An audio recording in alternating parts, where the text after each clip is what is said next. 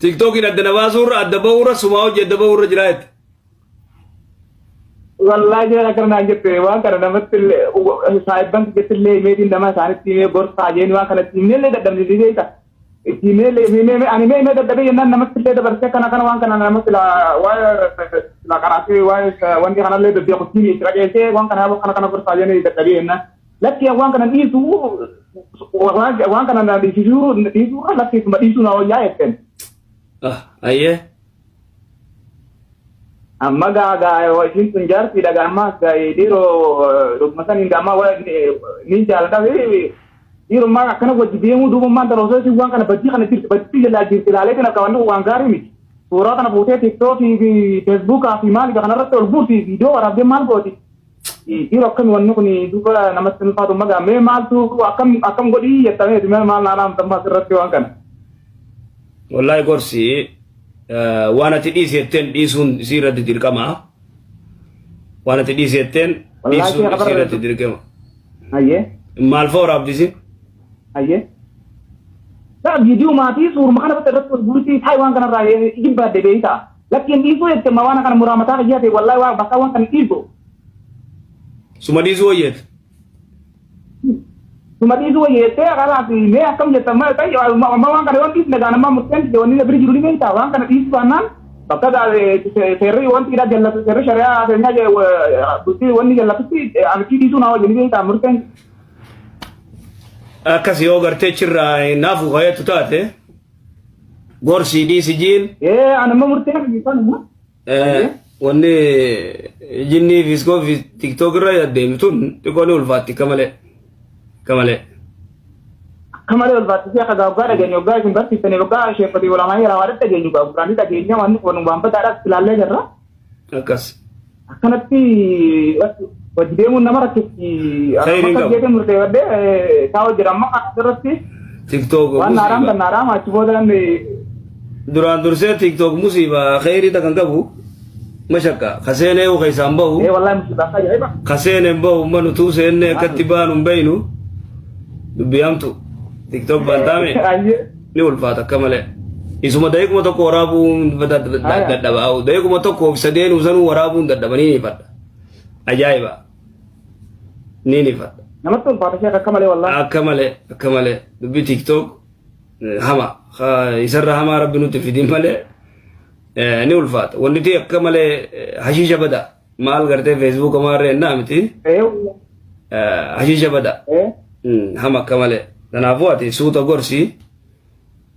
du'ais firratti god istiqaras la kala matisalati odo murti qedan sen inshallah ya wallahi yo du'ai wallahi wa kaya wa rafe bultin jiru ni ya rabbi ya nagar sisi rakala masalati rakala masalati ya rabbi nagar sisi jin خلاص umatanga suma tiktok ina danabasur adabawra sumaw jedabawra jirat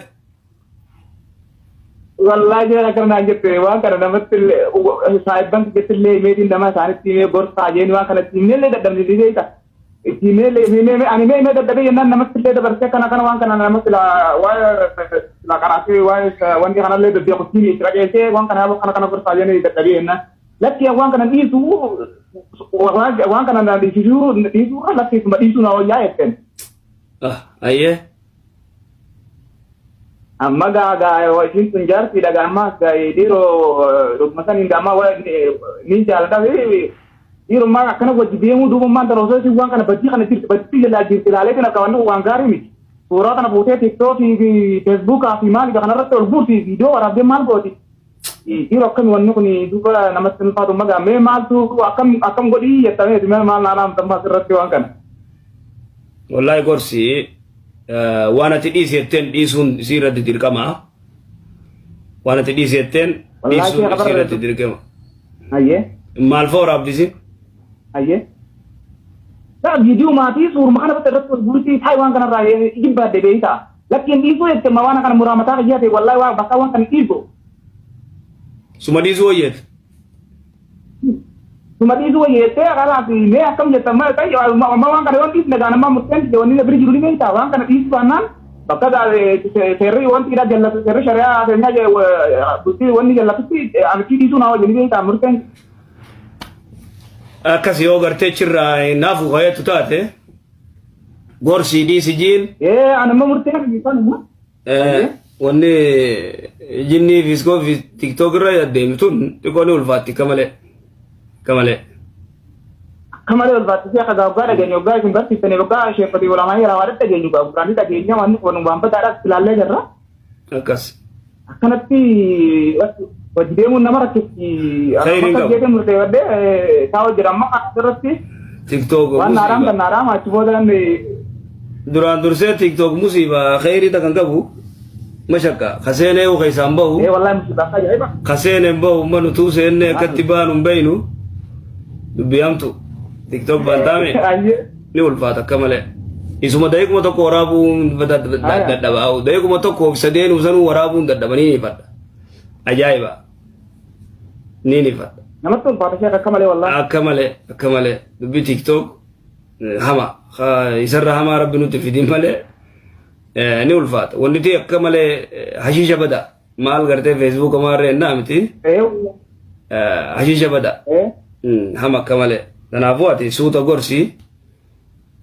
du'aa isfirraatti godhe istikhaaras la erkaa lamatti salaati odoo murtii keessan seenne inshallah wallahi yoo du'aa wallahi waa kaaya warafee bultiin jiru ni beektaa yaa rabbi yaa nagarsiisi rakaa lama salaati rakaa lama salaati yaa rabbi nagarsiisi jiin khalaas umatte hangasuma dubartii miidiyaa kana fooloon sii 5,000 hamma 10,000 ol dabarfannaan tasumaayyuu haadha manaa naaf taateettee yaadin ashama harka fuunee akkam jirtu dawaan osuma namatti dhooftu fudhatan jedhanii akkuma yeroo garii wal gorsaa waan hamtuuraa wal dhorkaa baane hanqina keenyaa fi rakkoo keenyas walitti himuun dirqama jechuudha. Dubartoonni keenya sirriitti dhaggeeffadhaa, dhiirtis hundi keessanuu sirriitti dhaggeeffadhaa. Yeroo har'aa kana keessatti namoonni baay'een bultiin isaanii yeroodhumaaf qofa kan ijaaramaa jirudha. Baay'een isaa akka diigamaa jiruun argina. Kun rakkoo jalqabaa itti yaadamuu dhabuurraa kan ka'edha. Tokkoffaa dubartii miidiyaa kana fayyadamtu dubartii yeroo hunda laayivii irra teessu, dubartii yeroo hunda viidiyoo adda addaa waraabdee gadhiiftu, dubartii akkasii tasumattuuyyuu dhiironni keenya bultii keessanitti makuudhaaf gonkumaayyuu hin yaadina.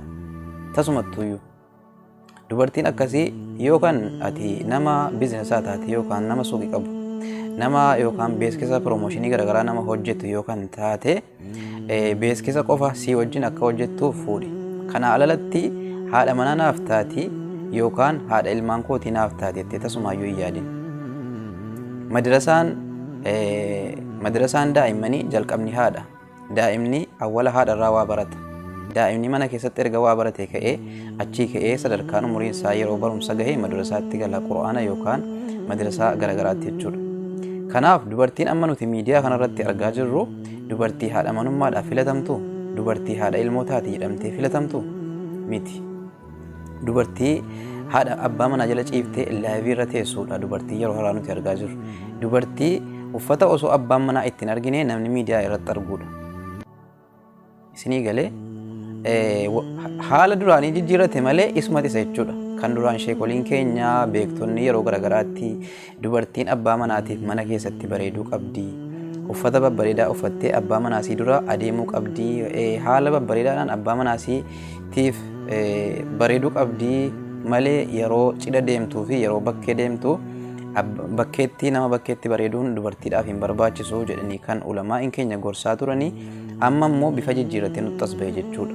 Bifti sun amma akkamii uffata abbaan manaa irratti hin argine uffattee bitattee viidiyoodhaan waraabdi. Uffata abbaan manaa irratti hin argine uffata mana keessatti hin uffanne suuraa ittiin kaatee miidiyaa irra gadhiifti. Uffata abbaan manaa mana keessatti siidhaa uffatu takkaan agarree viidiyoodhaan waraabdee miidiyaa irra gadhiifti. Kanaaf amma isii walumaa galatti jaartii uummata miidiyaati malee jaartii nama dhuunfaatii miti jechuudha dubartiin kun.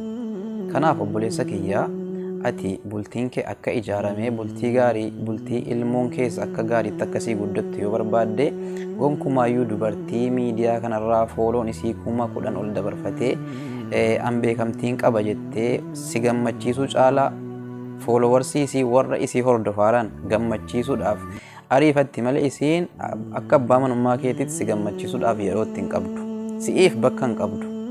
Kan isiin bakka qabduuf namoota fooloo godhanii isii hordofaaran qofaaf bakka qabdi. Yaada jaraa guutuu hadha yoom maal godhe laayikinaaf godhan jechuu, hadha yoom maal godhe koomentiinaaf barreessan jechuu, hadha yoon uffata akkamii uffadhe viidiyoon kun naaf laalama jechuu malee abbaa manaa kootiif mana keessatti maal gochuun qabaa, abbaa manaa kootiif mana keessatti uffata akkamii uffachuun qabaa jettee sadarkaa yaaddu keessaa baateetti dubartiin miidiyaa kanaa kan fooloon jaraa 10,000 ol darbe warri viidiyoo waraabanii gadhiisanuu fi warri halkanii guyyaa laayivii irra taa'an kun jechuudha. Warra nagaa hin ilaallatu dubbiin kun. Kanaaf akkuma yeroo kaan wal gorsinu yeroo immoo rakkoo keenya argines walitti himuun dirqama keenya. Hin dallaninaa isin jibbee fi miti. Garuu hojii isin godhaa jirtantu hojii nama jibbisiisuudha. Waan safuu cabseedha. Waan jireenya keessan borii miidhuudha. Waan bor namni isa silaa fageenyatti isin ilaalee isin hawwu jireenya ofiitti isin makuudhaaf isa silaa yaada qabu akka namni of keessaa haqu of godhaa jirtanii jechuudha ofumaa keessanitti. Kanaaf dubartii miidiyaa kanaa jechuun walitti qaba osoo hin taane dubartii yeroo hunda viidiyoo waraabdee gadhiiftu, dubartii laayivii irra teessu, dubartii guyyaarraa guyyaatti uffata garaagaraa uffattee dhuftee asirratti viidiyoo waraabdee gadhiiftu, dubartii akkasii gonkumaa jireenya keetti hin makin. Dhaamsa obbolummaati. Maaliif daa'imni jalqabaa madrasaan daa'ima haadha. Bifa kana sii barsiifti moo maal sii barsiifte sii guddifti daa'ima kee dubartiin akkana? Kanaaf wanta ta'e irraa eeggattu hin jiru. Obboleessa kiyya dubartii miidiyaa hin fayyadamne. Yoo fayyadamte illee dubartii yerumaaf sammuu sii boqochiifachuudhaaf, sammuu sii tasgabbeessuudhaaf yeroo tokko tokko irra galtee baatu dubartii akkasii filadhu malee dubartii sa'aatii hunda laayivii irra teessee dubartii yeroo hunda viidiyoo garaagaraa waraabdee gadhiisaa ooltu tasumaayyuu haadha manaa naaf taati jettee jireenya kee keessa galchuudhaaf hin yaadin.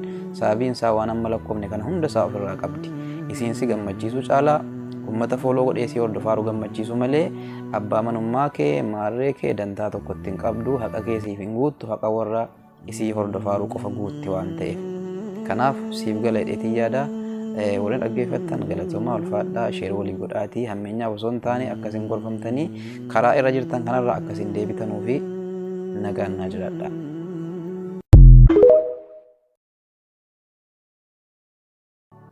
Dubartii miidiyaa kana fooloon sii 5,000 hamma 10,000 ol dabarfannaan tasumaayyuu haadha manaa naaf taati jettee yaadin.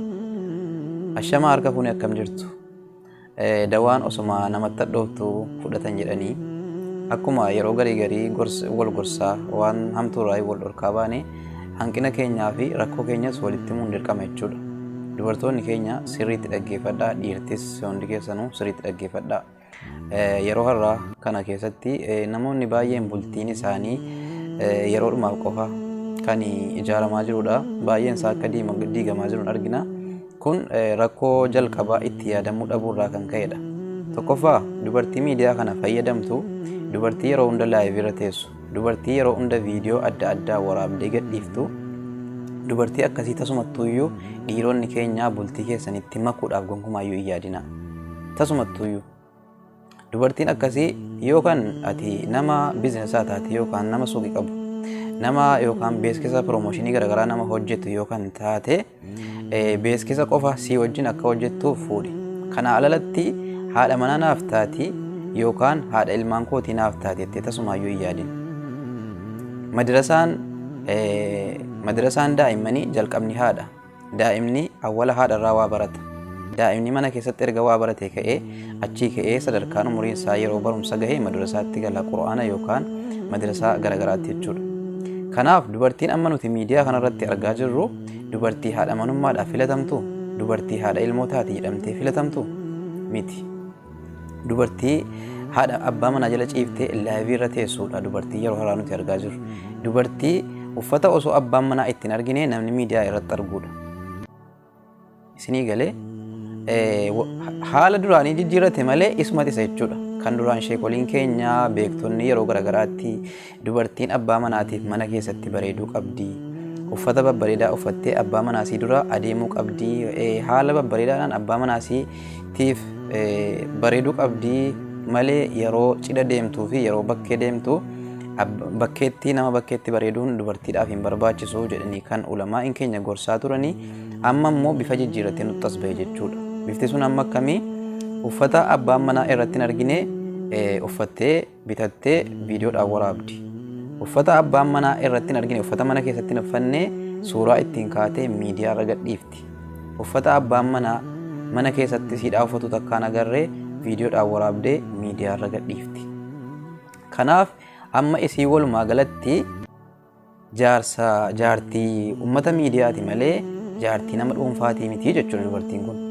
Kanaaf obboleessa kiyyaa ati bultiin kee akka ijaaramee bultii gaarii bultii ilmoon keessa akka gaariitti akkasii guddattu yoo barbaadde gonkumaayyuu dubartii miidiyaa kanarraa fooloon isii 10,000 ol dabarfatee an beekamtiin qaba jettee si gammachiisuu caalaa foolowarsii isii warra isii hordofaaran gammachiisuudhaaf ariifatti malee isiin akka abbaa manummaa keetitti si gammachiisuudhaaf yeroo ittiin qabdu si'iif bakka hin qabdu.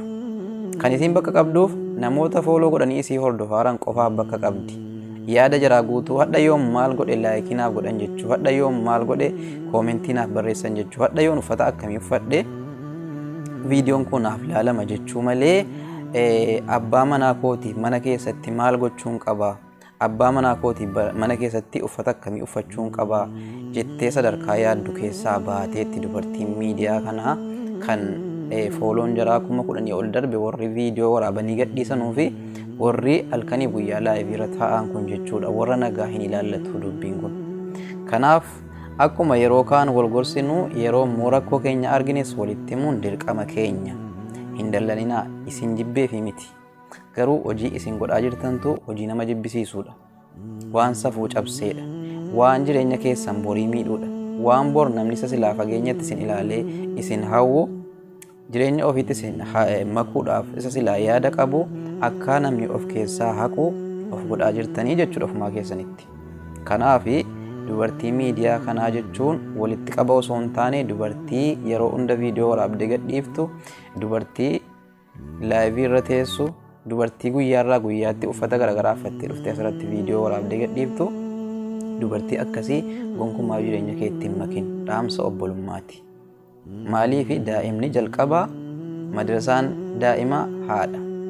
Bifa kana sii barsiifti moo maal sii barsiiftee sii guddifti daa'ima kee dubartiin akkana. Kanaaf wanta ta'e irraa eeggattu hin jiru obboleessa kiyya dubartii miidiyaa hin fayyadamne. Yoo fayyadamte illee dubartii yerumaaf sammuu sii boqochiifachuudhaaf sammuu sii tasgabbeessuudhaaf yeroo tokko tokko irra galtee baatu dubartii akkasii filadhu malee dubartii sa'aatii hunda laayiviirra teessee dubartii yeroo hunda viidiyoo garaagaraa waraabdee gadhiisaa ooltu tasumaayyuu haadha manaa naaf taati jettee jireenya kee keessa galchuudhaaf hin yaadin. Sababiin isaa waan amma lakkoofne kana hunda isaa ofirraa qabdi. Isiin si gammachiisuu caalaa uummata fooloo godhee si hordofaaru gammachiisu malee abbaa manummaa kee maarree kee dantaa tokkotti hin qabdu haqa kee siif hin guuttu haqa warra isii hordofaaru qofa guutti waan ta'eef.